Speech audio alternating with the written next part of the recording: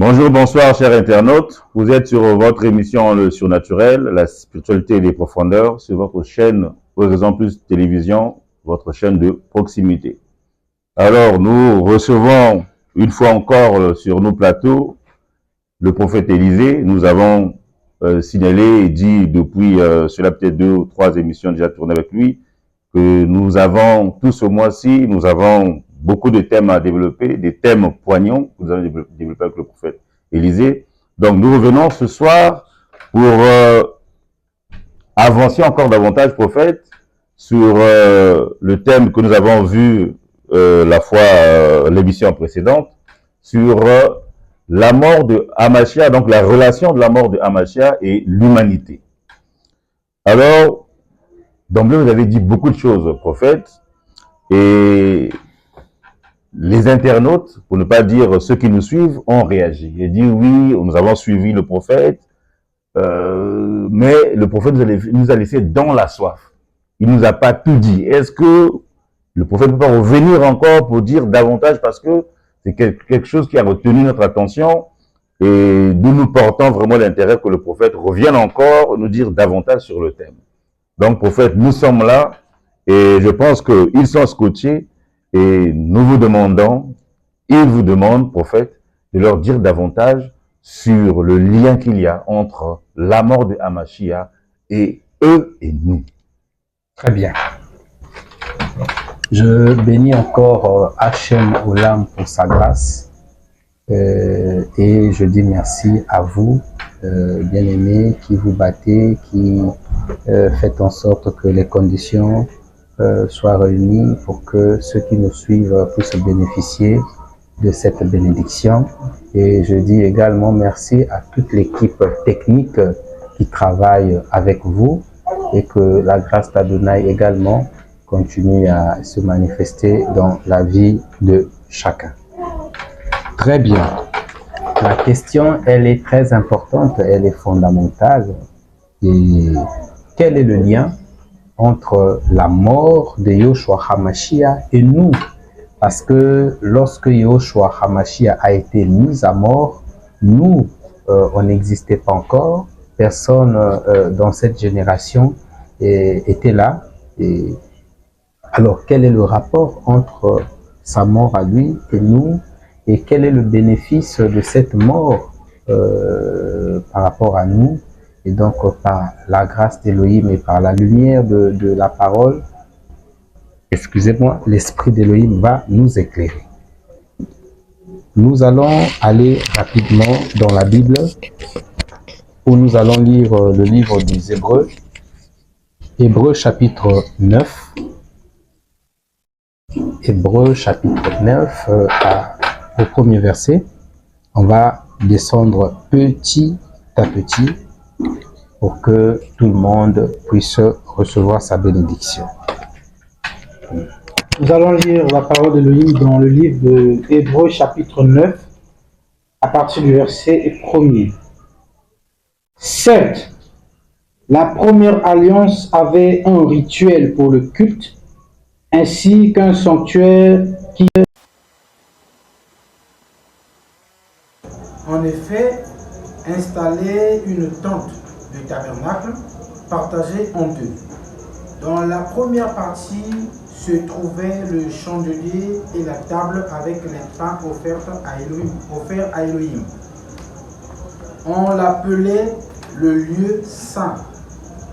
Derrière le second rideau venait la partie de la tente qu'on appelait le lieu très saint.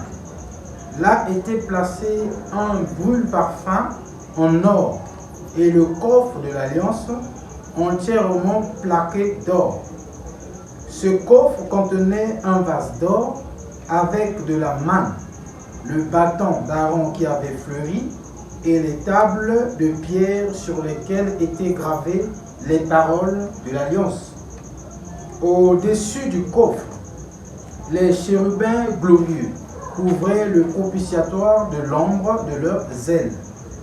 Mais ce n'est pas le moment de parler de chacun de ces objets en détail. Cet ensemble étant ainsi installé, les prêtres entrent en tout temps dans la première partie du tabernacle pour accomplir leur service. Dans la seconde, le grand prêtre est le seul à pénétrer, et cela une fois par an. Or, il ne peut y entrer sans apporter le sang du sacrifice qu'il offre pour lui-même et pour les fautes que le peuple a commises par ignorance. Le Saint-Esprit montre par là que l'accès au lieu très saint n'est pas ouvert tant que subsiste le premier tabernacle. Nous avons là une représentation symbolique en vue de l'époque actuelle.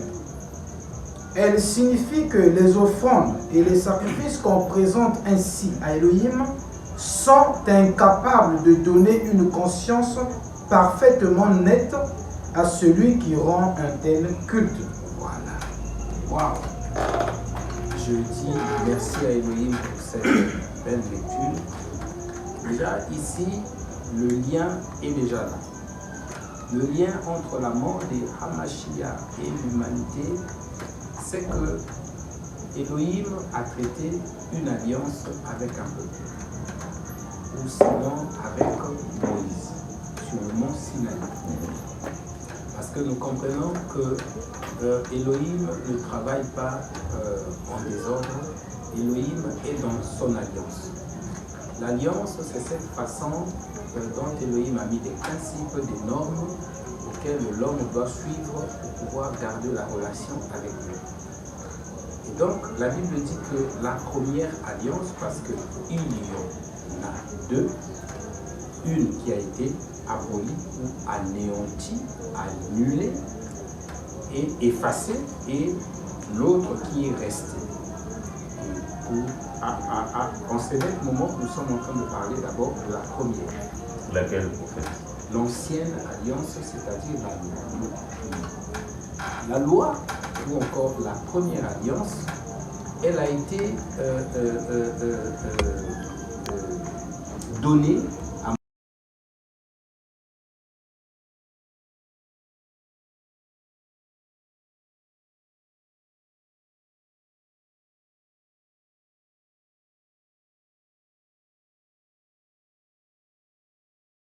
c'est le culte, parce que l'alliance, ce n'est pas, je veux évaluer quelque chose auprès de ceux qui nous suivent pour votre édification. Vous devez comprendre que lorsque nous parlons de l'alliance ou encore l'alliance, ce n'est pas ce qu'on nous a appris ou ce que les gens font dans l'église. J'entends les gens dire j'ai traité une alliance avec Dieu. Le serviteur dit qu'il a traité alliance avec Dieu. Mais je ne sais pas si les gens ont la connaissance de ce qu'on appelle alliance. Parce qu'un homme ne peut pas traiter une alliance avec un être supérieur comme Elohim, parce que l'alliance, c'est Elohim qui vient vers l'homme pour traiter une alliance. L'alliance d'Elohim avec l'homme, ce n'est pas n'importe quelle alliance comme le monde essaie de nous présenter l'alliance. Et donc, nous voyons aujourd'hui des différentes alliances. Quelqu'un d'autre dira, j'ai traité une alliance financière avec Dieu. Si tu veux rentrer dans mon alliance financière, tu vas donner une enveloppe, tu vas faire ceci pour rentrer dans mon alliance financière. Chaque pasteur qui existe sur cette terre a une alliance qui lui est propre. Chose étonnante, dans la Bible, ces genres de pratiques, il n'y en a pas, ça n'existe pas. Donc, un homme ne peut pas avoir une alliance à lui, personnelle, où il dit l'alliance financière, l'alliance de maladie, l'alliance de guérison, l'alliance de ceci. C'est-à-dire que l'Église dans son entièreté dépend d'une seule alliance que nous appelons aujourd'hui la nouvelle alliance. Mais hier, c'était l'ancienne alliance ou encore la loi. Parce que dans l'alliance, nous retrouvons le culte. Donc, si quelqu'un dit qu'il a traité une alliance avec Dieu, donc cette alliance-là, forcément, doit être un culte différent de ce qu'on voit déjà, un culte différent de ce qui existe déjà. Mais lorsque quelqu'un dit qu'il a traité alliance avec Dieu, mais qui continue à faire le culte que les autres font, je me demande quelle est cette alliance-là. Donc, ici, nous voyons que dans Hébreux, chapitre 9, le verset 1 dit que la première alliance avait aussi des ordonnances ou encore des pratiques du culte. Donc, quand on parle de l'alliance, nous voyons les pratiques du culte.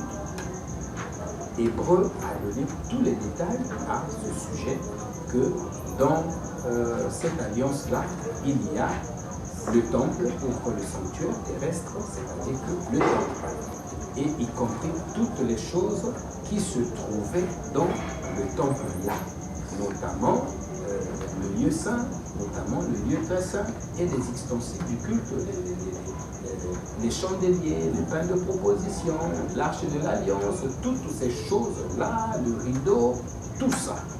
Ça, c'était dans la première alliance. Le lien qu'il y a entre la mort de Yeshua HaMashiach et nous, c'est que dans cette alliance-là, c'était une alliance qui était en dehors de la volonté d'Élohim, bien que cela a été donné. C'est-à-dire que Élohim a donné cette alliance à Moïse à la demande du peuple. C'est-à-dire que le peuple a demandé, ou le peuple a fait la demande de l'alliance à Élohim, et Élohim a donné au peuple cette alliance. Comme je disais tout à l'heure, que l'alliance, c'est cette façon de faire le culte. L'alliance, c'est un culte. Et le culte, ou chaque culte, ou partout où on invoque un esprit, donc il y a des principes, il y a des méthodes, il y a une façon ou des façons de faire le culte de cette divinité ou de cet esprit ou de ce Dieu-là. Alors, qu'est-ce qui va se passer? Dans cette alliance qu'on appelle la loi ou la première alliance, Elohim ne prenait pas plaisir à ça, c'est-à-dire à la façon de faire. La façon de faire, notamment les sacrifices, comme Hébreu dit, le pasteur va se préparer à nous lire ça. Là où la Bible dit, il n'a voulu ni offrande ni sacrifice, je crois que c'est dans Hébreu 10. Il dit, il a voulu ni offrande ni sacrifice, ni holocauste, ni tout ce qu'on fait selon la loi, mais il m'a formé un corps. Ce qui revient à dire que Elohim ne prenait pas plaisir à toutes ces pratiques de l'ancienne alliance. Elohim ne prenait pas plaisir aux pratiques du premier culte. Parce que le premier culte, c'est la première alliance. Donc le premier culte avait un temple, avait un tabernacle. Vous voyez? Donc le premier culte avait un tabernacle, le premier culte avait un sanctuaire, le premier culte avait des sacrificateurs, comme j'avais dit dans l'autre émission, que dans ce culte-là, Jacob avait 12 fils, il y a un fils qui était choisi pour officier ou pour s'occuper des affaires de ce culte qu'on appelle la loi ou la première alliance, donc les Lévites. Et avant d'aller plus loin ou avant de continuer, le pasteur va nous lire Hébreux chapitre 10, oui pasteur. Non, juste là où on parle de... Yoshua parle de sacrifice et de dîme. Hébreux chapitre 10, prenons à partir du verset 5. Oui. Voilà pourquoi, en entrant dans le monde, Hamashiach a dit, tu n'as voulu ni sacrifice, ni offrande, tu m'as formé un corps.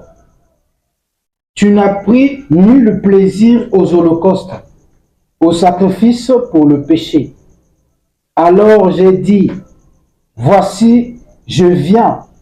Dans le rouleau du livre, il est question de moi, pour faire, ô Elohim, ta volonté. Merci, pasteur. Vous voyez déjà, ici, Yoshua est clair, ou encore la Bible est claire.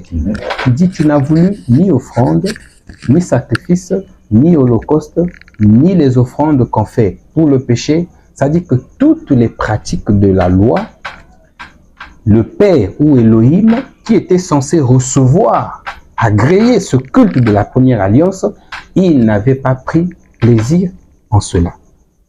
C'est comme ça que son fils vient. C'est comme ça que son fils intervient.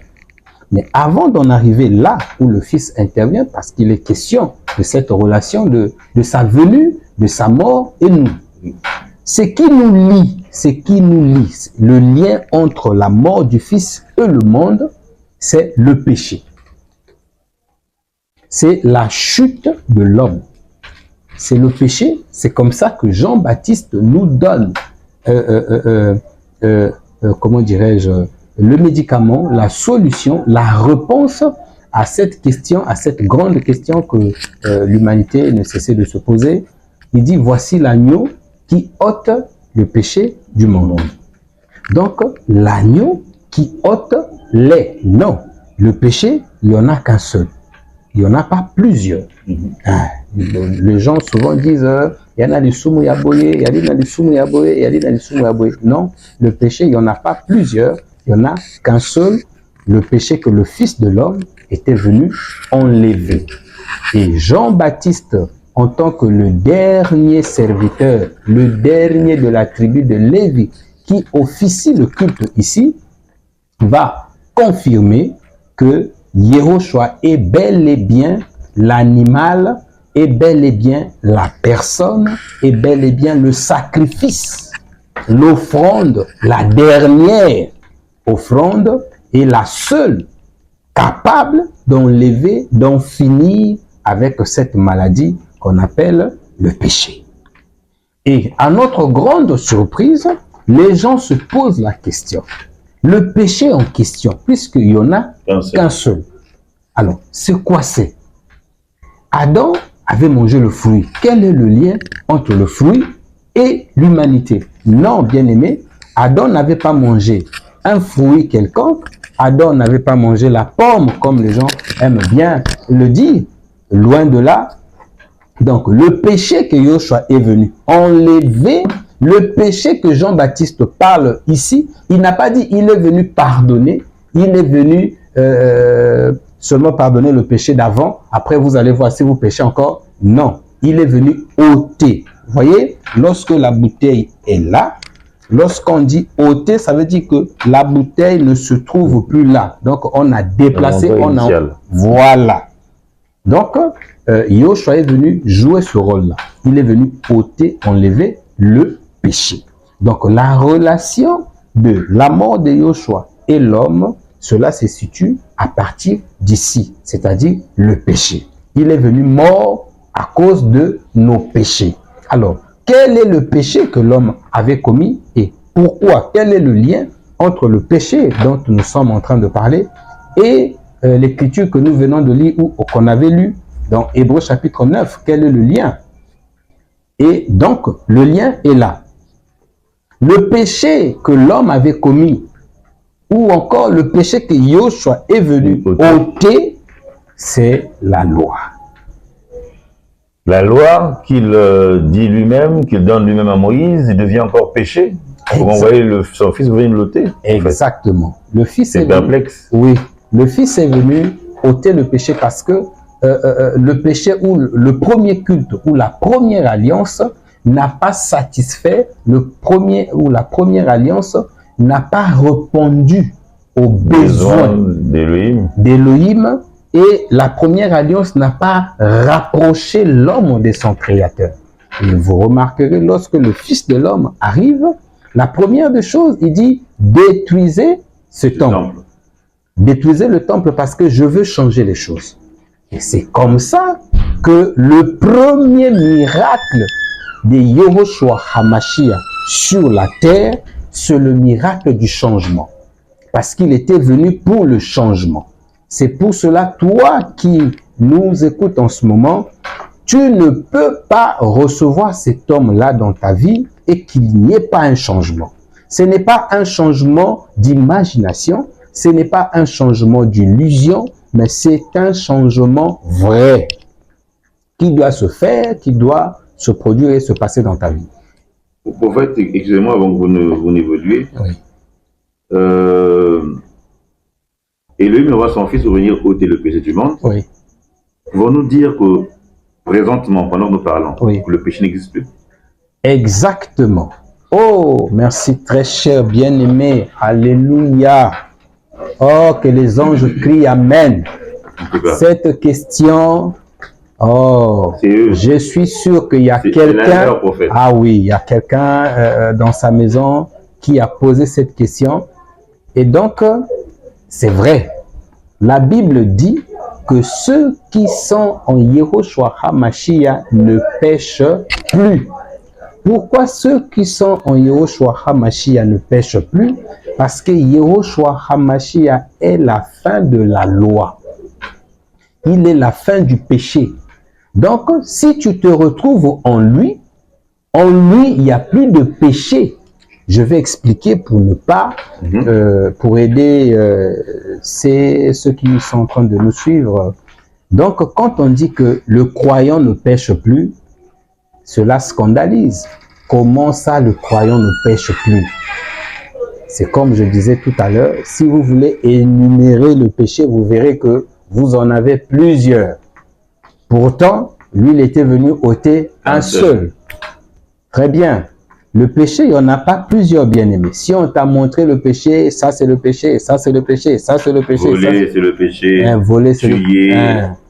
Tout ça. Tout ça ne sont que des effets secondaires. C'est comme une personne qui est malade, mais qui a mal à la tête.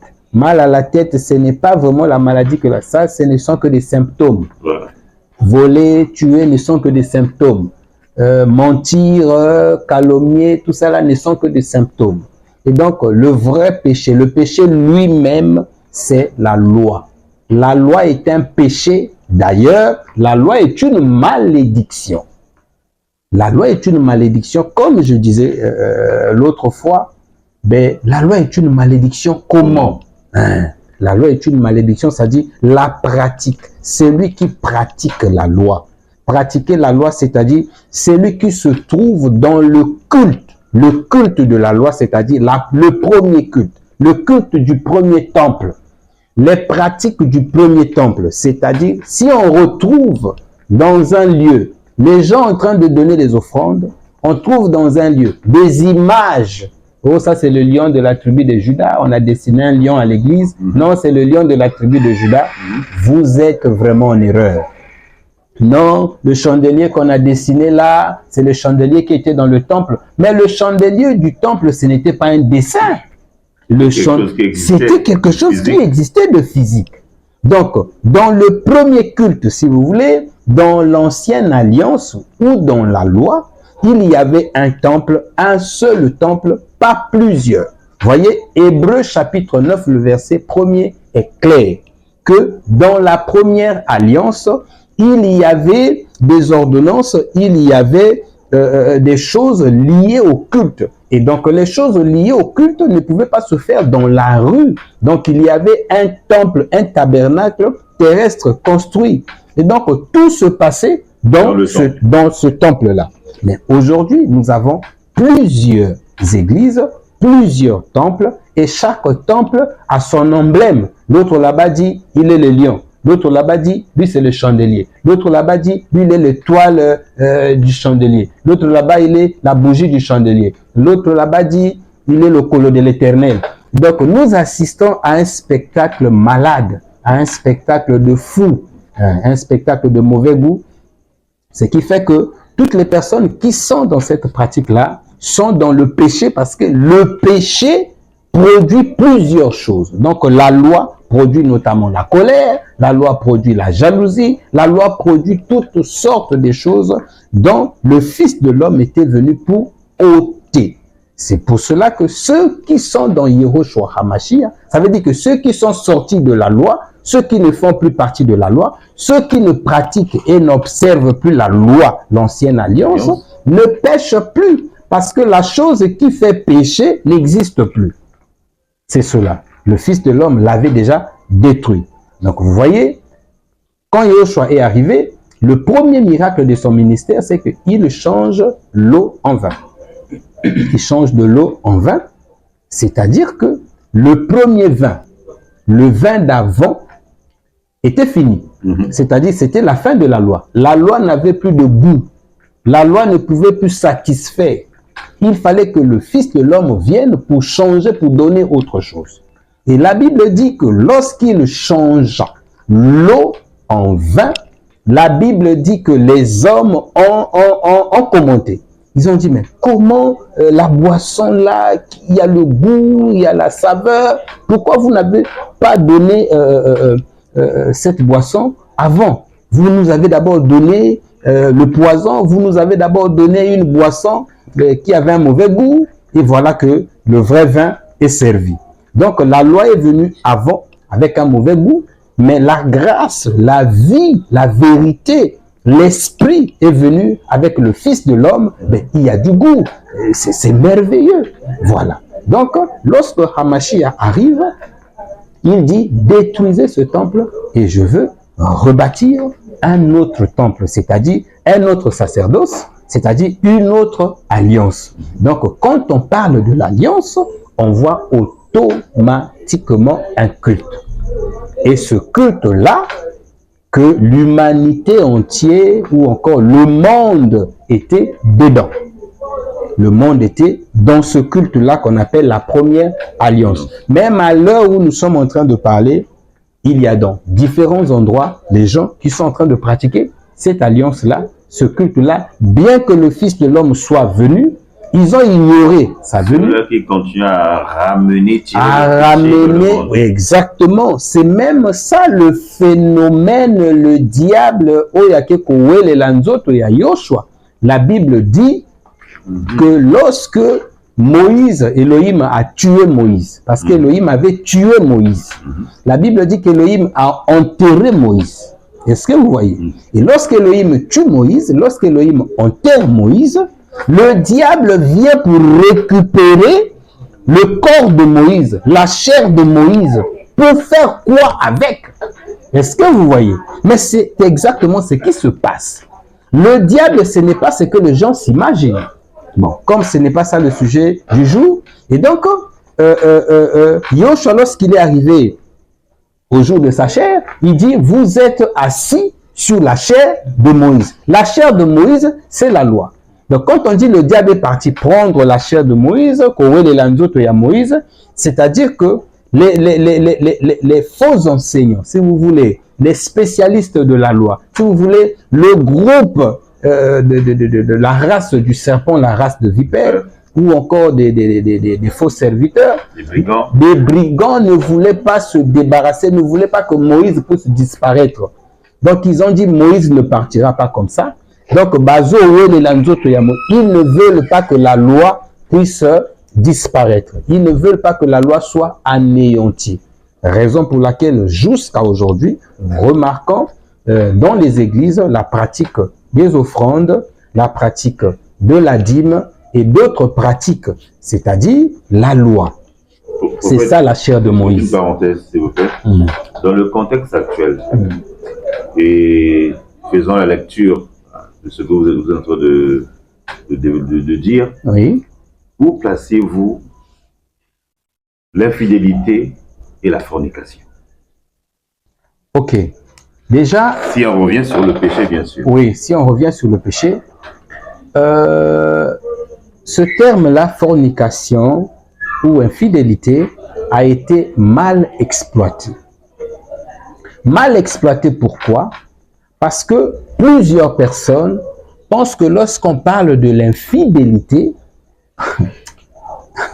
parce qu'il ne faudrait pas laisser les enfants d'Elohim, comment on veut dire ça? C'est-à-dire que libre cours, genre, bon, comme il n'y a plus le péché, c'est-à-dire au temps de la grâce, donc tout est permis. Ok. Déjà, je disais que toutes les choses, c'est-à-dire l'ivrognerie, l'orgueil, la sorcellerie, toutes les mauvaises actions, notamment la fornication, l'impudicité, l'idolâtrie, l'adultère, toutes ces choses-là, on trouve ça que dans la loi. Pourquoi? Je m'explique. Parce que tu te soucies bien du sort de ceux qui nous suivent. Et donc, si vous remarquez, l'idolâtrie, on nous a présenté l'idolâtrie comme les statues, les choses. Mais l'idolâtrie de la Bible va au-delà de ça. L'idolâtrie dont la Bible parle, c'est l'amour de l'argent. Voyez? Donc, quelqu'un peut avoir l'amour de l'argent, mais chez lui, il n'y a pas de statues. Quelqu'un peut avoir l'amour de l'argent, mais tu rentres dans l'église, il n'y a pas de photos, il n'y a rien. Mais pourtant, c'est un temple d'idoles. C'est-à-dire, partout, on vous dit, pesa, pesa, pesa, oh, pambolama. Mais c'est un lieu d'idolâtrie. Vous voyez? Donc, l'idolâtrie, c'est l'amour de l'argent. Et lorsqu'on parle de l'infidélité ou lorsqu'on parle d'adultère, ça n'a rien à voir avec ce qu'on nous a présenté, que l'adultère, que l'infidélité, c'est comme ci, comme ça. D'ailleurs, je profite de l'occasion, le pasteur va nous lire dans le livre de Jean chapitre 4,